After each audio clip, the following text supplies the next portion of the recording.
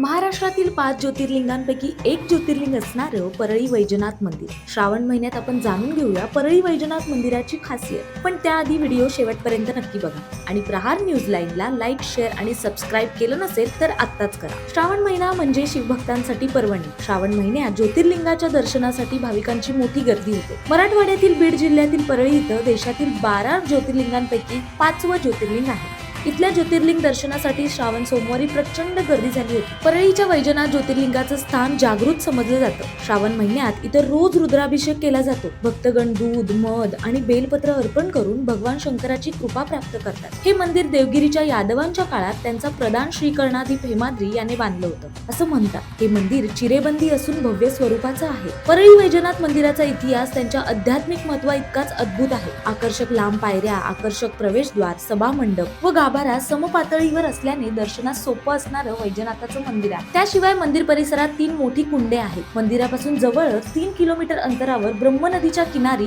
300 फूट उंचावरील जिरेवाडी येथे सोमेश्वरांचं मंदिर आहे. आता इथे वैजनाथच्या दर्शनाला जायचं कसं ते पाहूयात. परळी वैजनाथ रेल्वे स्थानक देखील चांगल्या प्रकारे जोडलेलं आहे. मुंबई, पुणे, हैदराबाद, नागपूर आणि लातूर या शहरांमधून नियमित रेल्वे सेवा इथे उपलब्ध आहे. त्यामुळे देशभरातून येणाऱ्या भाविकांसाठी हा प्रवास सोयीस्कर ठरतो. तर कसा वाटला व्हिडिओ आवडला असेल तर शेअर करायला विसरू नका. तर असेच माहितीपूर्ण व्हिडिओ पाहायचे असतील तर कमेंट्स मध्ये सुद्धा नक्की कळवा. धन्यवाद.